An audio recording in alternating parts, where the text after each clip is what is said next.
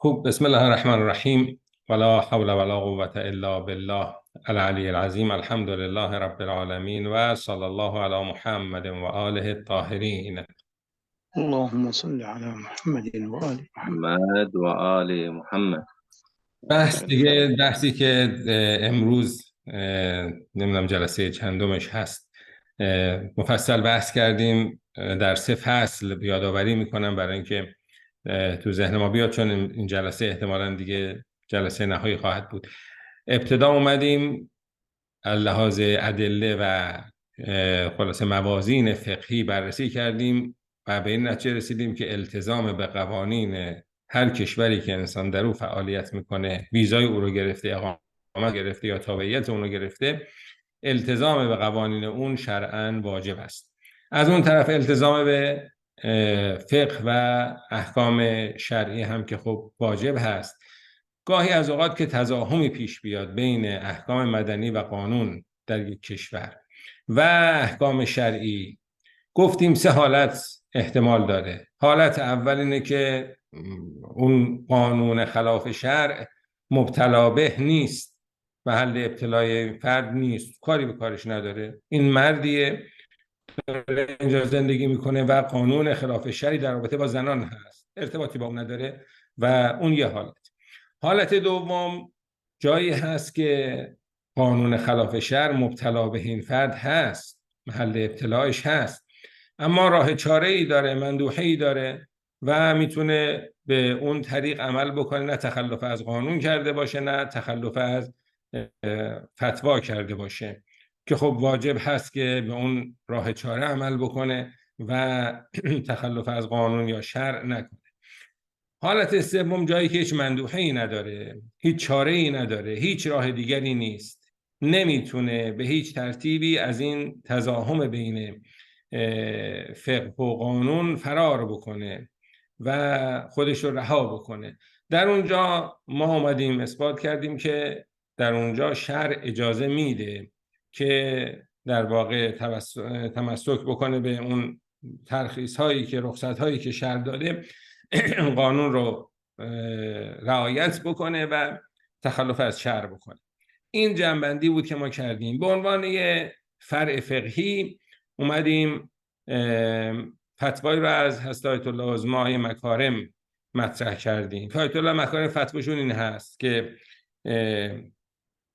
می‌فرمایند که با توجه به این که اگر دختران مسلمان و متدین دروس عالی را نخوانند، تنها افراد بیبندوبار و لامذهب پست‌های مهم را اشغال می‌کنند، به افراد متدین اجازه داده می‌شود که حجاب را در خصوص مواردی که ضرورت دارد رعایت نکنند، ولی در غیر موارد حتما مراعات نمایند. این فتوا آیت الله مکارم که البته مال 7 سال پیش این فتوا و توضیحاتی هم ایشون دادن که ما هفته گذشته جلسه قبل 2 هفته قبل خوندیم و به نظر ما اینطوری است. ما تحلیلی که از این متن فتوا کردیم این بود که آیت الله مکارم اومدن یه جوری در واقع قیاس کردن، مقایسه کردن و 2 طرف فتوا رو، این طرف که کسی دانشجوی دختر حجابش رو رعایت نکنه و دروس عالی دانشگاهی رو بخوانه، طرف دیگر این که دانشجوی دختر به خاطر رعایت حجابش از تحصیل دانشگاهی چشم بپوشه. ایشون اومدن در واقع اون چیزی که ما از این فتوا برداشت کردیم این که ایشون اومدن اهم و مهم کردن، گفتن کدوم مفسدش بیشتره، این که دانشجویان دختر مسلمان درس دانشگاهی نخوانند، گفتن حاصلش این میشه که در مصدر امور جامعه افراد لاابالی قرار بگیرند و لذا ما اینطور از این فتوا، البته فتواست، کتاب فلسفه در واقع فقه تحلیلی نیست که ادله شمای مکارم ذکر کرده باشه، فتوا داده. ما از این فتوا این در واقع با یه به قول آقایون مهندسی معکوس اومدیم از فتوا در واقع مهندسی معکوس کردیم ببینیم چگونه آقای مکارم به این فتوا رسیده، که تحلیل ما این بود که آقای مکارم اومدن قاعده اهم و مهم رو اجرا کردن، گفتند اونی که مصدر امور جامعه به دست افراد لاابالی و بیبند و بار بیفته مفسدش اهم است از مفسده این که برای تحصیل فقط اونطور که تو توضیحش هم گفتن تا دم دانشگاه با حجاب بره، تو دانشگاه حجابشو برداره، دوباره وقتی میخواد از دانشگاه خارج بشه حجاب سر بکنه. مفسده این کمتر هست از مفسده این که در مصدر امور جامعه بخوان افراد لاابالی و بی‌بندوبار قرار بگیرن. با یه قاعده اهم و مهمی که آقای مکارم کرده به این فتوا رسیده. بنابراین تحلیلی که ما راجع به این فتوا کردیم، بعد اومدیم یه ملاحظاتی رو. ملاحظه اول این بود که باز مبناییه، گفتیم ملاحظه مبناییه که طبق مبنایی که ما ثابت کردیم در اون کتاب دیگری که خدمت آقایون هم داده شده هست و آدرس داده شده، این که قاعده اهم و مهم رو شرع اجازه نمیده ما در هر موردی اجرا بکنیم. قاعده اهم و مهم رو فقط در اون جایی که پای جان در کار باشه، جان خود شخص یا جان فرد دیگری، اونجا هست که شارع اجازه داده ما یک سری محرمات رو مرتکب بشیم یا واجبات رو ترک بکنیم. فقط در اونجاست. ما مورد دیگری رو در کتاب و سنت نیافتیم که از واجباتی باشه که لا یرضا الشارع به ترکه، شارع راضی به ترکش نیست و برای اون که اون واجب فوت نشه هر حرام دیگری رو شارع اجازه میده انسان مرتکب بشه یا هر واجب دیگری رو اجازه میده که انسان ترک بکنه. علی حال اگرم شک بکنیم که این مورد از موارد لا یرضی الشارع به ترک هست یا نیست، اصل عدمشه. بنابراین این مبنایی بود و به این ترتیب ما نسبت به فتوای آیت الله مکارم یه اشکال مبنایی داشتیم. بریم صفحه بعد که خب جلسه قبل ما این رو خوندیم و روش بحث شد و آقایون هم نظراتشون دادن. صفحه بعد خب ما اصلا حالا برفرض که در واقع از اون اشکال مبنایی بگذریم، ما اصلا قبول نداریم که درس نخواندن دانشجویان دختر متدین منجر به این میشه که امور جامعه دست بیدینا بیفته. خب مردا برن درس بخونن. بنابراین اصلا این لازم و ملزوم و این در واقع اهم و مهمی که آقای مکارم قرار داده این اشکال رو هم داره. اصلا این مندوحه، چون مندوحه‌ای که اینجا داره این جزء قسم دوم بود دیگه، یعنی جایی که تزاحم بین فقه و قانون هست ولی راه چاره داره. راه چارهش اینه که دخترها درس نخونن یا برن توی کشور دیگه‌ای درس بخونن که میشه حجابم رعایت بکنه. پس راه چاره داره. ولی این راه چاره ضررش اینه که به تعبیر آیت الله مکارم اگر این راه چاره رو بخوان دخترای متدین انتخاب بکنن، نرن درس دانشگاه بخونن، کشور میفته دست افراد بیدین. میگیم نه، مردا هستن. خب فقط زنا نیستن که میتونن در مصدر امور قرار بگیرن، که زنای مسلمون نرن درس بخونن چون بی حجابیه، مردای مسلمان درس بخونن و بعدن جامعه رو مردای مسلمان دست بگیرن، بازم دست افراد لاابالی و بی‌بندوبار نمیفته. ببینید ثانیاً لا نسلم هذا الضرر لمندوحه ترک تعلم. ما قبول نداریم این ضرر رو برای مندوحه، برای چاره این که درس نخونه، دانشجوی دختری که نمیتونه با حجاب درس بخونه درس نخونه، دانشگاه نره. این ضرری که شما گفتید که این ضرر رو داره که جامعه و مدیریت جامعه دست افراد بی‌بندوبار و لاابالی میفته، ما این ضرر رو قبول نداریم. لعدم انحصار تدبیر امور المجتمع فی النساء. فقط زنان نیستن که در مصدر امور جامعه قرار بگیرن و تدبیر امور جامعه رو به عهده بگیرن، که حتی یکون عدم تعلمهن لمختلف الامور لمختلف العلوم ملازما لتدبیر امور المجتمع به ید غیر المتدینین. تا اینکه اگر زنها نرن علوم مختلف مورد نیاز جامعه رو یاد بگیرن بگیم که جامعه میفته دست غیر متدینین. نه، بل یمکن تدبیر الامور علی ید الرجال المؤمنین المتعلمین للعلوم المختلفه. میشه جامعه رو به دست مردانی بیفته که مؤمنن، رفتن علوم مختلف رو یاد گرفتن. اون چیزی هم که هفته گذشته جلسه قبل آقای برهان گفتن که واقعا در ترکیه این قصه اتفاق افتاد که اون زمانی که فضا باز شد برای اینکه متدینین و مؤمنین و مثلا اینا بیان توی دانشگاه ها، ولی خب استاد مناسب نبود. خب اگر مردا رفته بودن یاد گرفته بودن که این مشکل پیش نمی اومد.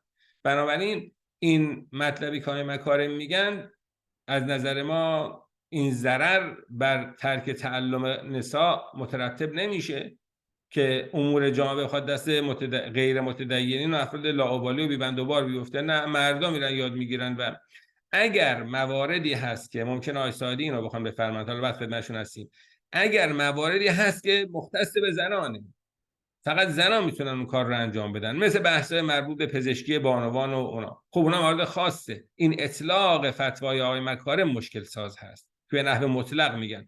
اگر میومدن میگفتن در مثلا علومی که مختص زنانه، مثل بحث پزشکی مال بانوان و فلان و اینا، تو اونجا خب اون باز لهو وجهون، ولی این نحو مطلق گفتنش به نظر ما ایراد داره.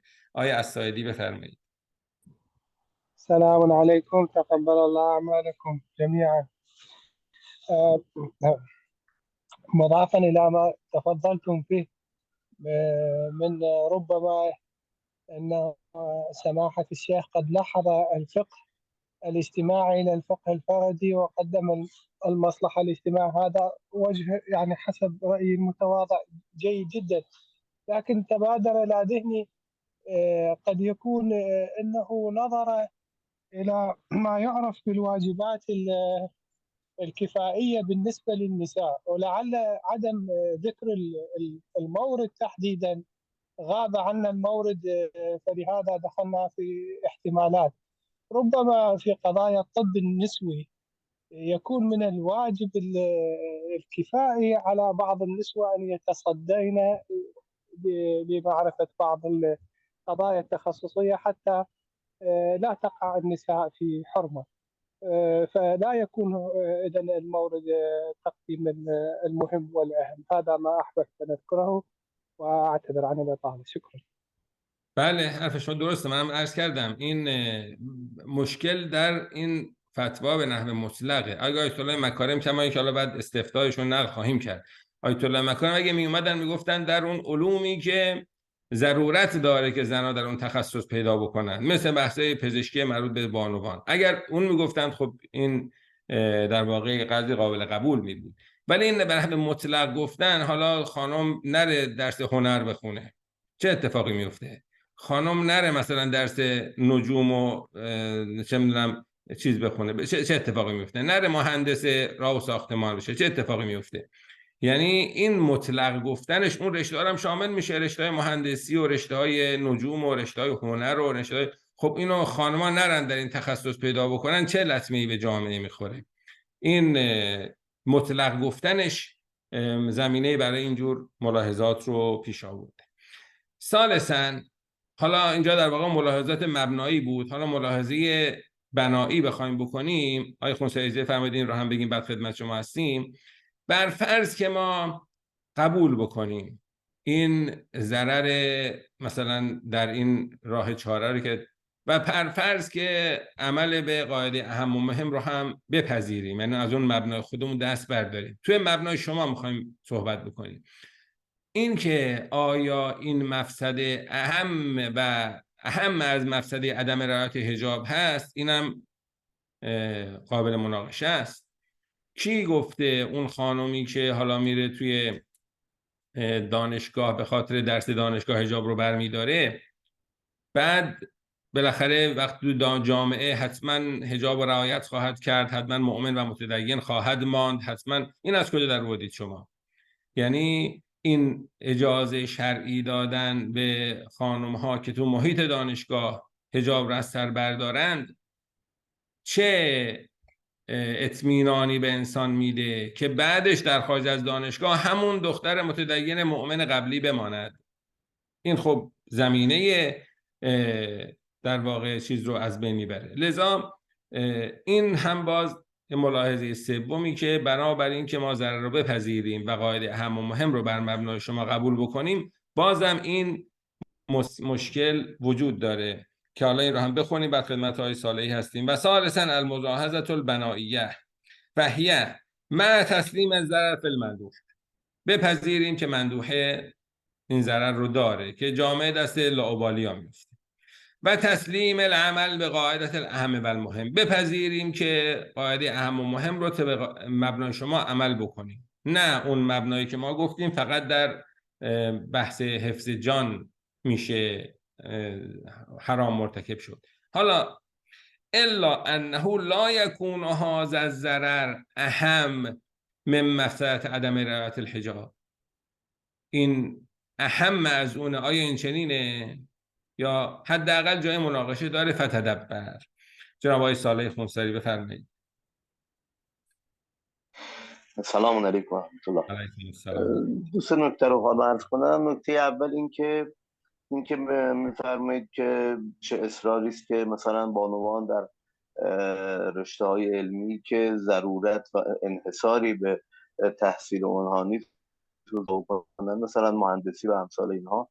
میخوام بگم از اون طرف اون اتهام محدودیت و محجوریت برای زن محجبه که در دنیای امروز خیلی هم جولان داده میشه، این آیا جدیت پیدا نمیکنه در نظر منتقدین نسبت به اسلام که حجاب موجب محدودیت و محرومیت از فعالیت‌های مفید اجتماعی شده؟ این یه نکته. نکته دوم این است که در راستای در واقع فرمایش حرالی، این که حالا اگر خانومی حجاب رو مجوز داشت داخل دانشگاه برداشت، آیا مواجهه با افرادی که او را میشناسند، مثلا یک دانشجوی ایرانی محجبه‌ای که حجابش برمی‌داره حالا داخل دانشگاه مواجه میشه با دانشجویان ایرانی که اینها بیرون دانشگاه هم با هم مرتبطن، ارتباط اجتماعی دارن، ارتباط خانوادگی دارن و امثال اینها که محسوس و ملموس هم هست میکنه، آیا این رو نباید تفاوت قائل بشیم بین این مورد، این مواجهه با این افراد و مواجهه با افراد غیر مسلمانی که در اون دانشگاه هستند یا مسلمانی که این خانوم رو در خارج از دانشگاه باهاش مواجهه ندارن؟ اون من بگم اون شق اولش قطعا ممکنه موجب یک مفسده بشه. و نکته سوم این عبارتی که فرموده الا انه لا یکون هذا الضرر اهم من مفسده عدم رعایت الحجاب. من میگم این خیلی قابل استناد و توجه نیست، برای اینکه اولا یک نوعی شاید قصاص قبل از جنایت بشه، دوم اینکه کسی که واقعا اعتبار میده به حجاب در زندگیش و دنبال فتوا گشته برای اینکه در داخل دانشگاه چه بکند و منجر شده به اینکه به او اجازه دادن حجاب رو نداشته باشه، این آدم خیلی بعیده که به واسطه اینکه در اون محیط حجاب نداره این زمینه‌ای بشه برای بی‌حجابی او در خارج از دانشگاه. عذرخواهی میکنم. خواهش میکنم. بله، اون نکاتی که فرمودید، نکته اولتون رو الان یادم بیاد که چی بود نکته اول. آیه صالحی اگه نکته اول خاطرتون هست بفرمایید مجدد. منم اون مطلبی به نظرم رسید عرض کنم. اون نکته اولتون رو اگر خاطرم بیاد. ولی علی حال این بله بفرمایید. نکته اول نکته اولی که عرض کردم، بله یه لحظه از ذهن خودم رفت به خاطر اینکه امکان نوشتن برام نبود. شما بفرمایید راجع به نکته دوم و سوم تا من اولی رو من نکته دومتون و نکته دوم سوم هر دوش در واقع درست بود. یعنی این که حالا کدوم مفسده اهم از اون مفسده هست اونم بالاخره قابل مناقشه هست. و اگر که ما در واقع این مجوز رو، چون ببینید بحث همه مشکل در اطلاق فتوای آیت الله مکارم هست. اون که شما میفرمایید که اتهام نزنن به این که حجاب دستپاگیری شده. به هر حال کسی که میخواد به وظایف دینی یه سری سختی‌ها باید تحمل بکنه. الان ما تو اروپا داریم برای روز، نه منظور این که اسلام مورد اتهام قرار میگیره. من در بخش اول عرض کردم که این ممکنه موجب اتهام علیه اسلام بشود. نه خب بالاخره اسلام این در این حد پذیرفته است که هر دینی ضوابطی داره و کسی که متدین به اون دین هست باید اون ضوابط را رعایت بکنه و اسلام محدودیتی قابل دفاع، کسی همین اشکال رو بکنه دفاع میشه که خب اسلام حجاب رو لازم دونسته. خب این ایراد به این کسانیه که مثلا تو کشورهایی که یه همچین عمل به وظیفه دینی رو برای زنان مجاز نمیدونن یا سختگیری میکنن، نمیذارن اینا به اون چیزی که آزادی ازشون میگیرن. در واقع یکی اشکالاتی که ما بعضا اینجا مطرح میکنیم همینه. شما آزادی پوشش به زنها باید بدید. زنی که متدینه میخواد هم فعالیت اجتماعی داشته باشه، درس بخونه، کار بکنه، تو جامعه مفید باشه، مسائل دینیش هم رعایت بکنه. از این ور بایستی در واقع ما حالت طلبکارانه باید داشته باشیم، نه اینکه فقط ما در موضع اتهام باشیم و بخوایم دفاع بکنیم از خودمون. یعنی اگر یه همچین چیزی باشه این اسلام نیست دستپاگیری شده. این نظاماتی هست که تحمیل میکنن به زن که شما باید بدون حجاب باشی. خب این میخواد برای جامعهش فعال باشه، درس بخونه، کار بکنه، مفید جامعهش باشه، دینش هم رعایت بکنه و این باید به این نحو در واقع، یعنی حالت طلبکاری باید داشت نسبت به این شرایطی که پیش آوردن. جناب آقای هاشمی شما بفرمایید. متشکرم. سلام علیکم. پیش تبریک عرض میکنیم دیگه، بالاخره دم عید وقت جلسه تعطیل میشه، متاسفانه ایام عید تعطیل میشه، یعنی تعطیلات جلسه تعطیل میشه. آقای برهان چه کیف کرد از این صحبت من، از تبریک ممنون. عرضم به محضرتون. ببینید آقای مکارم یک مصداقی را یا یک مثالی رو آورده، شاید در اون جمع یا در اون فضای استفتاء اون در واقع مطرح بوده، در حالی که شما حالا حجاب از نماز که بالاتر ما نداریم دیگه، نماز جماعت و اینجور مسائل. شما حضرت امام وقتی میفرمایند مثلا در هتل شما تو مکه و مدینه نماز نخونید، حتی شبهه حرمت هم میده، این اصلا میگه قبول نیست. خب این به خاطر چیه؟ به خاطر اینه که فضای ما، زمان ما، مکان ما یک اقتضاعاتی رو داره که باید به اون توجه کنیم. ما نمیتونیم فقط یک مری رو، اونم با یک برداشت سختگیرانه، سعی کنیم در همه جا بخوایم بگیم هر چی بخواد بشه بشه. تنها اون استثناءات زنانه نیست که حالا یک متخصص زنان زایمان یا مسائل از این دست. امروزه گاهی یک زن محجبه اگر به یک درجات عالیه رسیده باشه، تاثیرگذاریش از یک حوزه علمی گاهی بالاتره. خب این چه کم اهمیته که ما بخوایم بگیم نه اینجا چیز بشه و حتما رعایت بکنه حتی اگر محروم میشه. یعنی حالا ایشون به پست و نمیدونم منصب و این حرفا اشاره کردن، ولی واقعش اینه که شما اصلا برگردیم جلوتر، شما در قضیه کربلا اگر نبود اون فداکاری های حضرت زینب سلام الله علیها و اون رشادت ها، اون مانورهای دینی، شاید خیلی از علمای امروز اصلا اجازه نمیدن دختراشون حتی حرف بزنن که نامحرم بشنوه، در حالی که اصلا زنده بودن و حیات تشیع مرهون اون در واقع حماسه آفرینان حضرت زینب سلام الله علیها است. اونجا میتونستن بگن که این همه نامحرم که چی عرض کنم، نامحرم مغرض، معاند، نامحرم آسیب زا در اونجا هست و ایشون حرکت میکنن با اون وضعیت میان و از این محجوبی و محجوری و این حرفا میان بیرون که خیلی از ما حالا بعدمون نمیاد خانواده‌مون این گونه باشه. یعنی حتی میگیم نه به هیچ عنوان نامحرمه، اندرونی بیرونی، و به هیچ گاهی اتفاق میفته. گروه زنانه ای میبینیم میاد به بازدید یکی از علما، حتی دختر این عالم، همسر این عالم نمیاد اینا خیر مقدم بگه، مردها هستن اونجا و این رو هم تعبیر بر این میکنن که ما اندرونی داریم و بیرونی داریم. یعنی میخوام بگم اگر این فضای کالای مکارم ممکنه مثالشون خیلی تند بوده، خیلی چیزها هست. ما آینده جهان اسلام، مثلا شما الان در جمهوری اسلامی به چی میوالید؟ میگید آقا 60% دانشگاهیان ما خانومن، دارید افتخار میکنید. خب اگر فردا تو دنیا از این مسلمانایی که مدعی هستن برای همه دنیا نسخه دارن و میخوان دنیا رو اداره کنن، این مسلمانا چند نفرشون تحصیلات عالیه دارن، چند نفرشون متخصصن؟ خب اگه قرار بشه فقط به خاطر اون چند مورد خاص زنان زایمان ما بخوایم قضیه رو محدودش کنیم، فردا چه دفاعش اصلا به چی میخوایم بنازیم؟ بنابراین اینی که زنهای ما و زنهای متدینه بخوان در جاهایی باشن که فردا حرفی برای گفتن داشته باشن،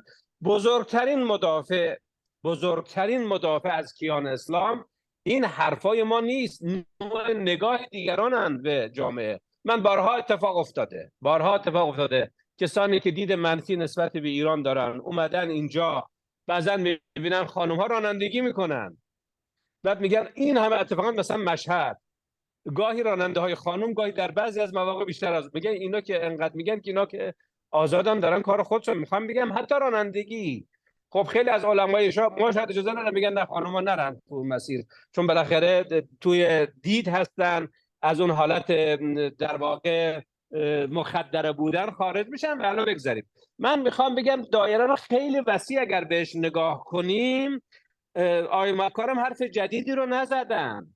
حضرت امام قبلا توی وادی ها رفتن، حتی این عنصر زمان و مکان مرحوم شهید صدر و دیگران. شما نگاه بکنید ببینید چقدر اینها در واقع نکته ای که هست اینه، بله فتوای مکارم از این حیث که تشویق کردن زنان رو که برن تحصیل دانشگاهی بکنن چیز جدیدی نیست. اما بحث اینه که آیا وقتی که راه منحصر به این نیست، یعنی راه تحصیل دانشگاه منحصر به این نیست که خانم ها تو این دانشگاه یا تو این کشور که محدودیت حجاب داره حتما تحصیل بکنن، میتونن برن تو کشورهای دیگه تحصیل بکنن، سختی داره باید سختی تحمل بکنن. اگه زن متدین هست، همونطور که الان تا چند سال پیش تو همین اروپا روزی 22 ساعت بعضی وقتا روزه طول میکشید و افراد متدین روزه میگرفتن، کار سختیه، یعنی فقط 2-3 ساعت در روز غذا میخوردن، بقیه‌اش روزه بودن و میگرفتن افراد متدین. یعنی کسی که میخواد دیندار باشه طبیعتا این سختی ها رو تحمل خواهد کرد. و این میخوام من این مطلبی هم که ما داریم اینجا عرض میکنیم نه به این معناست که ما بخوایم اونطور حالت چی بگیم، حالت بسته نگاه کردن و اینها که بگیم زنا نه باید زنا حضور داشته باشن، باید ولی خب با رعایت مسائل شرعی. قبل از انقلاب که تو خود ایران شاید حالا کسانی که بودن شما خودتون میدونید خیلی افراد متدین دخترشون دبیرستان نمیذاشتن، افراد از این مثلا افراد چیز دبیرستان نمیذاشتن دخترانشون رو، ولی مثلا خواهر خود من یا دختر شهید بهشتی دانشگاه درس خوندن. یعنی خواهرم با همون حجاب چادر و با همون چیز دانشگاه هم میرفت و درس دانشگاهش هم میخوند، همینطور دختر شهید بهشتی. عرض میشود که یعنی ولی با رعایت مسائل شرعی. این که برای درس دانشگاه اونم تو رشته‌های غیر ضروری، حالا باز می‌بینیم استفتای بعدی از آقای مکارم رو که این رو کاملا از این اطلاقشون دست برداشته، ولی اون فتوا که به نحو مطلق است، اشکال ما همش اون اطلاق فتواست. یعنی دیگه نه رشته‌های خاصی، نه مثلا چیزی به طور کلی گفتن و این رو به نظر ما میرسید که درش مثلا میشه نظر داد. خانم دکتر قروی که حالا مثل که دستشون رو پایین بردن، آیه برهان شما بفرمایید. سلام علیکم. منم تبریک عرض میکنم. شاید فردا شاید پس فردا عید باشه، نمیدونم، منتظر هستیم. به هر حال پیش تبریک عرض میکنم به همه دوستان و همه استادان گرامی. ما این مسئله رو شما چند بار مطرح کردیم. خب این کشور برن و یا جای دیگری برن، خب ما میدونیم که چقدر سخته از یک کشوری به یک کشور نقل مکان دادن. در این شرایطی که ما الان داریم از شهر به شهر نقل مکان دادن و رفتن، واقعا این و عسر و حرج هستش و امکان پذیر هم نیستش. مثلا ما زمانی که در ترکیه این مشکلی بود، خیلی از کسانی که ثروتمند بودن مثل اردوان و بعضی از کسانی که ثروت داشتن بچه‌هاشون رو فرستادن امریکا و اروپا و که اونجا آزادی بود که دختران میتونستن با حجاب درس بخونن. اما این امکان برای 95% مردم مهیا نیستش که ما میگیم که خب برن یک کشوری که اونجا امکانات هستش. حتی مثلا خیلی از این دخترای مسلمان در ترکیه میخواستن در دانشگاه ایران درس بخونن، اما این امکان برایشون فراهم نبود. در کشورهای اسلامی میخواستن درس بخونن، اما این امکان نه ایران اون آمادگی رو داشت، نه از لحاظ مادی معنوی آماده نبود. و اینجا ما مقوله تکلیف مالا یطاق نداریم و همچنین مقوله عسر و حرج اینقدر که مثلا ما برای این انسان ها سخت بگیریم و مشکل ساز بکنیم که اصلا طاقت یعنی تحمل این مسئولیت رو از اینا بگیریم. خب این مقوله تکلیف مالا یطاق و همچنین عسر و حرج هم فکر میکنم در این موارد ما باید لحاظ کنیم. همین. خیلی متشکرم جناب آقای برهان. خانم دکتر قروی شما نکته بفرمایید. سلام علیکم. تبریک عرض میکنم پیش عید سعید فطر رو. راجع به دو نکته، یکی اینکه آقای برهان فرمودن تکلیف مالا یطاق، خب خدمت عرض کنم که ما آیه قرآن داریم که اگر زندگی در جایی که داریم زندگی میکنیم اگر مستضعف هستین، یعنی حالا دیگه بالاتر از شغل و اشتغال و درس خوندنه، یعنی نمیتونین احکام الهی رو رعایت کنین، فرمان مهاجرته و باید از اون سرزمین گذر کرد و اینکه حالا قطعا اون مالایطاق‌تر هستش از اینی که مثلا خانومی شرایط تحصیل یا کار براش مهیا نباشه. و اینکه اینجوری نگاه کردن، حالا همین که آقای هاشمی فرمودن، اون چیزی که ارزشمند هستش و میبینن و متن میکنن که بانوان حالا ایرانی و سایر کشورهای اسلامی پیشرفت دارن و کارهای مختلف، درسهای مختلف، تحصیلات مختلف در اشتغالهای مختلف هستش، اون چیزی که ارزش بهش میده همون رعایت اون حجاب و نکاتی هستش که مثلا میگن با حجاب هستن و تو این رتبه هستن، وگرنه خب بانوان از همین کشورهای اسلامی هم زیاد هستن و بیشتر از اون از کشورهای غیر اسلامی که بدون رعایت این قوانین تو بالاترین درجات دارن میدرخشن. بنابراین ما با این نگاه اینجوری که این رو تکلیف مالایطاق ببینیم یا بخوایم اینجوری نگاه کنیم، چیزی از اون طرف که تغییر نمیدی، فقط باعث میشه که دختران و بانوان محجبه و متعهدمون هم هل بدیم به همون سبز. یعنی اینها هم و این الان اینجوری نگاه کردن اینجوری نتیجهش رو هم باید پیش بینی کرد که یواش یواش این خلاصه سوس خواهد شد و وقتی که برای به قول شما که فرمودین که اگر برای تحصیلات حجاب رو بردارن، معلوم نیستش که برای اشتغال هم، چون هرچی میریم شرایط، حالا فقط الان تحصیل بعد میشه اشتغال، آیا تو بحث اشتغال اگه مثلا فرض بفرمایید یه سری سختگیری ها شد یا به هر حال رو بودن اون پست ها توسط اون دیگران شد، آیا حالا اونجا دیگه نباید بگیم که مجاز این خانم حجابش رو برداره؟ یعنی قدم به قدم ما داریم این رو از صحنه زندگی بانوان و خانواده‌های اسلامی داریم عقب نشینی میکنیم و حجاب رو داریم خلاصه از دست میدیم. بحث مقتضای زمان هم که آقای هاشمی گفتن حالا با همین هم مرتبط بود، ببینید مقتضای زمان اون اینکه احکام بنابر شرایط زمان و مقتضیات زمان تغییر میکنه، همه احکام که نیست، حلال و حرام که تغییر نمیکنه که حلال تا آخر، حرام هم حرام تا آخر. این مثل این هستش که ما بیم حلال و حرام هم به عرف بسپاریم، یعنی ما بگیم خب ببینیم الان عرف جامعه ما، مثلا فرض کن اینا الان ما تو اروپا هستیم، اینا عرفشون گوشت خوک رو حلال میدونن، خیلی خب عرف دیگه، ما حلال و هر حکمی رو که بر مقتضیات زمان تغییر نمیکنه، ممکنه دامنه مثلا اون گسترشش یا بستش متفاوت بشه اما تغییر نمیکنه اون حکم. این دو نکته‌ای بودش که گفتم خدمتتون عرض کنم. خیلی متشکرم، خیلی ممنون. حالا چون ما امروز دیگه می‌خوایم این جلسه انشالله بحث رو به انتها برسونیم و قدری سریعتر از روش میگذریم، خیلی استفاده کردیم از نکاتی که آقای برهان، خانم دکتر قروی، جناب هاشمی، دیگران فرمودند. خب حالا اینجا یه انقلت و قلت خیلی بحث نداره، این انقلت که بحث همون که هفته قبلم صحبت شد روی بحث فقه اجتماعی و فقه فردی که درسته آیه مکارم اینو رو مبنای خودشون که در واقع فقه اجتماعی هست و مصالح جامعه رو در نظر دارن، ولی همین اشکالات باز بر همون مبنا هم وارد هست و دیگه خیلی معطلش نکردیم. انقلت هذه الفتوی تکون علی سبیل الفقه الاجتماعی لا الفقه الفردی. اینی که آقای مکارم اینجا میفرمایند ظاهرش کلام هم همین هست، این بنابر فقه اجتماع مصلحت جامعه رو در نظر دارن میگیرن، نه روی فقه فردی. فلیلاحظ مصلحت الجامعه و ضررها به نسبت لمصلحت الفرد و ضرره. تو این فقه اجتماعی مصلحت جامعه در برابر مصلحت فرد یا ضرری که جامعه میکنه در برابر ضرر فرد قرار میگیره و اهم مهم اونجا خلاصه طبق قاعده اهم و مهم عمل میشه. قلت نعم، درسته این فقه اجتماعیه، لکن لا یؤدی هذا الامر الی اختلاف فی الحکم.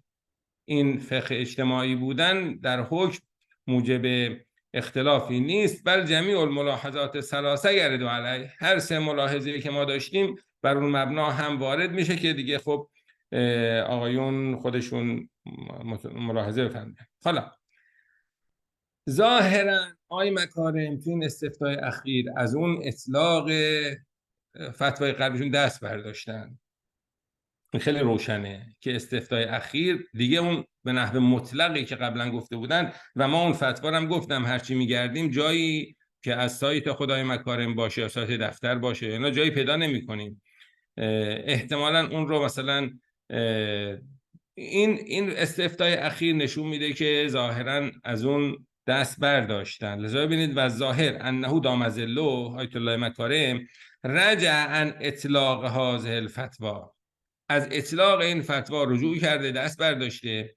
فل استفتاء التي اجابها اخیراً، در استفتایی که اخیراً آیت الله مکارم پاسخ دادند، فادخل بعض القیود فیها و ان کانت بعض الملاحظات السابقه باقیتا، بعضی قیود رو درش داخل کردن ولو اینکه حالا بعضی ملاحظه سابقه در اینجا هم شاید قابل بحث باشه که دیگه خیلی تفصیلش ندیدیم. از رو میخونیم این رو. پرسش: در دانشگاه‌های برخی از کشورها که در تحت مدیریت لایک هاست، شرط طی کردن مراحل تحصیل رعایت نکردن حجاب شرعی است. لطفاً معظم الله بفرمایید وظیفه و تکلیف دختران مسلمان در فرض‌های زیر چیست؟ فرض اول: در صورتی که تحصیل علم در ایران یا کشورهای دیگر که شرط کشف حجاب ندارند ممکن باشد، باز هم مجازند در همانجا و به آن صورت به تحصیل ادامه دهند. فرض دوم: در صورتی که آن تخصص عمومی باشد و بانوان به طور خاص به آن نیاز نداشته باشند و با تحصیل آیان رفع نیاز بشود، آیا باز هم خانم‌ها مجازند برای تحصیل آن حجاب را بردارند؟ فرض سوم: اگر با کلاهگیس و مانند آن حجاب برای آنها ممکن باشد، این کار لازم است؟ یعنی باید با کلاهگیس تو دانشگاه نمیشه با حجاب رفت، ولی با کلاهگیس میشه. این کلاهگیس بذاره موهاشو در واقع زیر کلاهگیس پوشونده باشه، آیا این کار لازمه این کارو بکنه؟ پس بازم در واقع حجاب رو رعایت کرده. فرض چهارم: اگر علمی که قصد تحصیل آن را دارند ضروری نباشد، مثل رشته هنر، تاریخ، ورزش و مانند آن، باز هم همین حکم جاری است. یعنی بازم در واقع باید حجاب رو کنار بذارن نذارن فلان. پاسخ: جواب فرض اول: بدون شک در این صورت جایز نیست. یعنی اگر میشه بیان تو ایران تو کشورهای دیگه درس دانشگاه بخونن، جایز نیست حجاب رو کنار بذارن چون ضرورتی وجود نداره. حتی اگر در دانشگاه یا شهر دیگر آن کشور ادامه تحصیل بدون این شرط ممکن باشد، یعنی با حفظ حجاب امکان داشته باشه، باید برای تحصیل به آنجا بروند تا بتوانند حجاب خویش را حفظ کنند. این پاسخ فرض اول. فرض دوم این بود که این اختصاصی به خانم‌ها نداره، آقایان هم میتونن اینو بخونن. جواب فرض دوم: تنها در صورتی جایز است که حجاب کنار بذارن که برای آنها واجب عینی باشه، یعنی از هیچ کس دیگه بر نیاد، واجب عینی باشه. در غیر این صورت جایز نیست. اگه مردا هم میتونن اون رو بخونن و نیاز جامعه رو برطرف بکنن، خانم‌ها جایز نیست حجاب کنار بذارن. فرض سوم: یعنی میشه با کلاهگیس هم حجاب رو رعایت کرده باشه، هم ظاهراً بی حجاب بوده باشه. جواب فرض آری از نظر معظم الله لازم است. یعنی لازم است که با کلاهگیس یا با نحو دیگری حجاب رو رعایت کرده باشند، ولو اینکه فرض چهارم: اگر علمی که میخونن ضروری نیست، هنر، تاریخ، ورزش، مهندسی مثلا، حکم مذکور در این صورت جریان ندارد زیرا ضرورتی وجود ندارد. پس میبینید در واقع از اون اطلاق در اون فتوایی که ما بحثشو کردیم تو این استفتام آقای مکارم دست برداشتند. و خب آخرین مطلبی که حالا ما داریم این هست. ببینید ما یه مشکلی داریم توی بحث فقهمون، این یه اشکال اساسی در واقع اجتهاد در اصول لازم داره. اونم این که ما به عنوان یه فیلترایی داریم، قبلا هم شاید بحث رو کردیم، یه فیلترایی داریم مثلا لاضرر.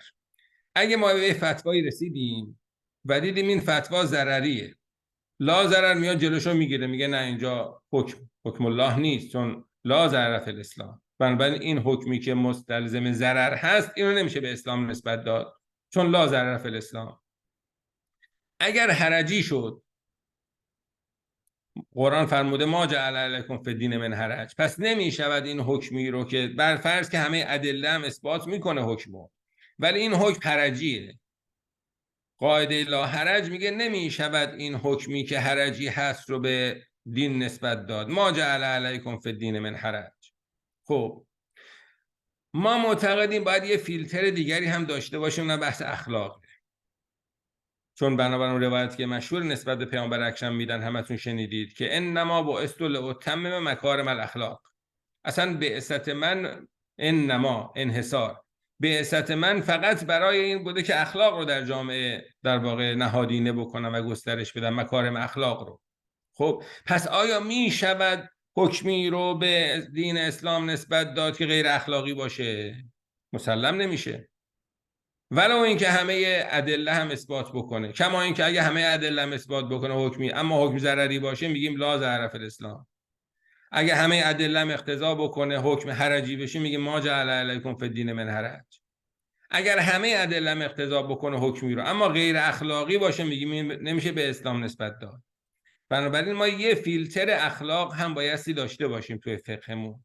تو هر جایی که فتوا میرسیم از لحاظ اخلاقی هم بسنجیم، ببینیم آیا این اخلاقی هست یا اخلاقی نیست. اگر اخلاقی نبود میگیم اینو نمیشه به اسلام نسبت داد، چون اسلام که بر مبنای اخلاقه. خب حالا لذا ما این نتیجه گیری که اینجا کردیم اینو میایم با اخلاق میسنجیم که آیا بر این سه قسمی که کردیم جایی که تزاحم بین فقه و قانون پیش بیاد، این نتیجه که ما گرفتیم که اگر مندوحه داره باید اون رو تبعیت کنه و اگر مندوحه نداره باید در واقع قانون رو رعایت بکنه و شرع اجازه داده که مخالفت با شرع بکنه. خب این میبینیم کاملا هم اخلاقیه. یعنی در هر جامعه این رو میشه با سربلندی مطرح کرد که مسلمانان ملتزم هستند به رعایت قانون اون کشور. ممکنه تلاش بکنن که قانون از راههای قانونی خودش تغییر بکنه، توی مجلس، پارلمان، فلان، اینا اون بحث دیگریه. رعایت مراجعه بکنن به احزاب، به مسئولین و یه قانونی رو سعی کنن تغییرش بدن. مثلا همین قانون منع حجاب در دانشگاه ها رو پیگیری کنن، برن جلو و این برداشته بشه. خب ولی تا وقتی قانون هست این قانون رو در واقع، خب این خیلی اخلاقیه که بگیم قانون به هر تقدیر بایستی مراعات بشه. در مقابلش غیر اخلاقیه که ما بیایم بگیم قانونی که خلاف شرع بود اینجا نباید رعایت بشه. خب این غیر اخلاقیه. یعنی ما داریم در جامعه از امکانات جامعه استفاده میکنیم، از منافع جامعه به نفع شخصی خودمون، بدون اینکه احترامی برای جامعه و قوانینش قائل باشیم. این میشه در واقع نحوه خودخواهی، یه نحوه در واقع که طبق معیارهای اخلاقی این ناپسند هست. لذا اینم به عنوان آخرین جزء از این بحثمون الملاحظه الاخلاقیه. هذا الحکم باجزائه الثلاثه یکون موافقا للمعاییر الاخلاقیه کما هو ظاهر. خیلی آشکاره اینکه این حکم کاملا با معیارهای اخلاقی موافقت داره. لأن الالتزام بالاحکام المدنیه فی کل مجتمع یوافق الاخلاق الفردی و الاخلاق الاجتماعی. این هم موافقت با اخلاق فردی داره، این فرد هم با اخلاق اجتماعی در ارتباطات و مناسبات انسان با افراد دیگه. و تخلف عن القانون یکون مخالفا لهذه المعاییر. این تخلف از قانون این غیر اخلاقیه با معیارهای اخلاقی. چرا؟ چون این تخلف از قانون در واقع به یه نحوی منفعت خود رو بر جامعه ترجیح دادنه. لکون هذا التخلف به معنی جلب المنفعه و استخدام المجتمع به امکانات المختلفه للمصالح شخصیه. این که آدم از این کشور استفاده بکنه، امکاناتی که این کشور داره، قوانینی که این کشور داره، اینا رو استفاده بکنه من دون احترام للمجتمع و قوانینه، بدون اینکه به جامعه احترام بذاره، به قوانین جامعه احترام بذاره. یه جور حالت منفعت شخصی رو بر مصالح جامعه در واقع ترجیح دادنه که من در این جامعه از همه امکانات و رفاهی که تو این جامعه هست احترام نذارم. این یه جور منفعت شخصی رو ترجیح دادنه و این میشه غیر اخلاقی. لذا این رو از معیار در واقع فیلتر اخلاق هم که ما بگذرونیم، میبینیم این نتیجه فقهی که ما گرفتیم این قابل دفاع هست. و خب به حمدالله این بحث در انتهای ماه مبارک رمضان امسال به اتمام رسید. باز اگه آیون نظری داشته باشند بفرمایند تا نکته بعدی رو عرض کنم. خب اگر که نکته ای نیست، سلام علیکم. سلام علیکم و رحمت الله. بفرمایید. یه نکته میخوام حالا به من سوال یا هر چی باشه تو ذهنم بود میخوام عرض کنم. این درباره نکته سوم، قانون مخالف شریعت باشه، 100% مخالفه. فرض کنید اینجا راه فرارم نداره، جای مثلا من دو هیچ امکانم وجود نداره، هجرت به کشور دیگرم نداره. الان من یک مسلمان اینجا، مسلمان آلمانی، این بچه هم بدونم من اومده دختر دارم، 2 تا 3 تا دختر دارم، میخوام به مدرسه بفرستم، دانشگاه هم بذارم کنار، دانشگاه اصلا نه، مدرسه ابتدایی میخوام برم. الان 9 سالش تمام شد، 10 سالشه، 12 سالشه. الان دولت میگه که این حجاب رو باید برداره. از اون ورم یک قانون هم داره که باید به مدرسه بره، مدرسه نره مثلا جریمه میشه. مدرسه اگه میخواد بره حجابشو باید برداره. ببین اینجا الان 2 تا چیز، من شریعت عمل کنم باید با حجاب باید بره، قانون میگه نه. الان اینجا من مسلمان وظیفم اینه که هم از نظر اخلاقی، هم از نظر اجتماعی، هم از نظر فقهی، یعنی دخترم رو بفرستم به مدرسه که جامعه را ضرر نرسونه، هم از نظر اخلاق، یعنی این که من فهمیدم هم از نظر اخلاقی، هم فقهی، هم اجتماعی، این دختر باید به مدرسه بره، رعایت به قانون بکنه. اگر قانون رعایت نکنه خلاف اخلاق شد. درسته؟ بله همینطور. خب اینا جا این اصلا ریشه به تیشه اسلام زدنه، ریشه به تیشه حجاب زدنه، ریشه به تیشه عفت زدنه. من اینا بگم چون مسائل فقط از نظر فقهی نباید بررسی کنیم که. حالا من میگم بازم برنگردم بحث اول، من می‌خواستم فقط بدونم که پس مسلمانانی که در فرانسه هستن اینا دختراشونو بدون حجاب میتونن به مدرسه بفرستن که عین همین فتوا را سعودی ها داده بودن، الازهر داده بودن.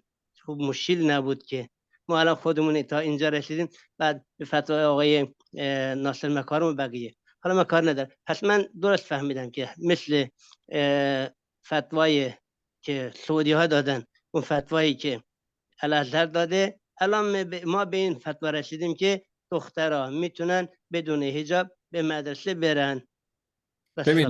ببینید در واقع و این فرض که شما گفتید، من دخترم رو، من فرض کنیم دختر مثلا مدرسه رو، دبستان رو دارم، من دخترم رو به لحاظ قانونی نمیتونم نذارم مدرسه، باید بذارم مدرسه. خب از اون طرف مدرسه در واقع اسلامی، مدرسه‌ای که بشه توش رعایت حجاب رو کرد وجود نداره.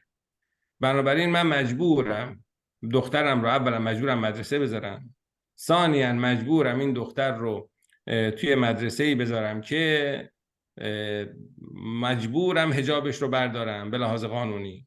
خب این چیزا هست، چاره دیگه. من از طرفی هم نمیتونم از این کشور ترک بکنم. اون که قرآن میفرماید که به افراد گفته، به مستضعفین گفته میشه الم تکن ارض الله واسعة فتهاجروا فیها.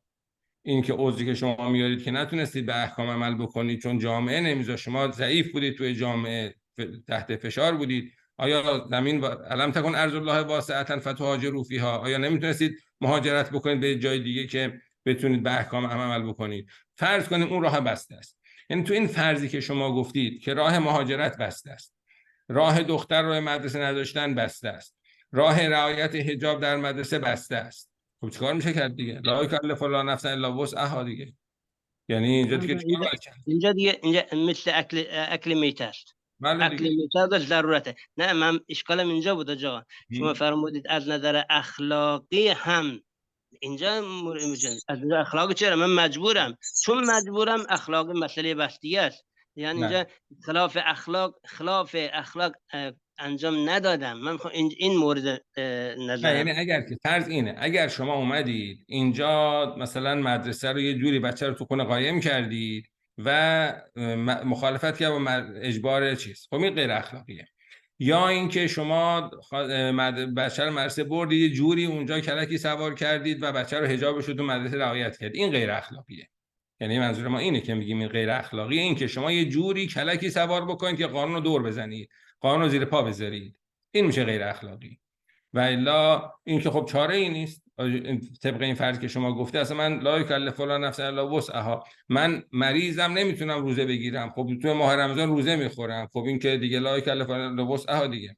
یعنی در واقع قوانین دین اسلام این که خلاف غیر عقلانی نیست، این که ما یک چیز مجبور بکنیم که تو هیچ راه فراری نداری اما باید این، نه، شارع اومده و یه جمله معروفی مرحوم امام داره، امام میفرماید که ان الله یحب ان یؤخذ برخصه کما یحب ان یؤخذ بعزائمه.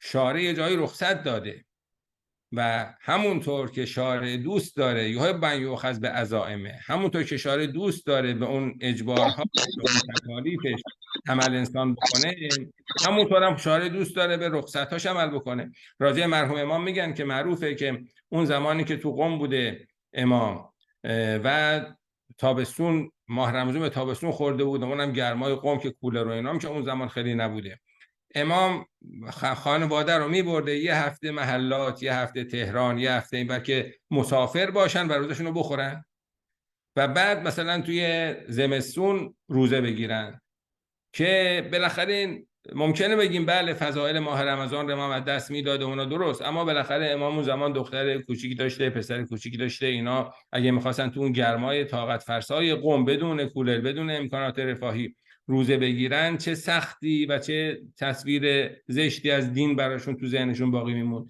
امام اینطور ما میگفته رخصتی که شارع داده که آدم مسافر که باشه روزه بخوره، میرفته کمتر از 10 روز، یه هفته این ور، یه هفته اون ور، یه هفته اون ور، این ماه رمضان رو با 3-4 تا سفر مسافر خودش رو قرار میداده و روزه رو خانوادگی میخوردن. بعد توی زمستان کل خانواده یک ماه روزه میگرفتن و ماه روزه اعلام میکردن. هم به تکلیف دینی عمل کرده، هم در واقع زندگی رو جوری نبرده که خانواده ها، بچه ها از دین زده بشن. دوی کار تربیتی این چنینی.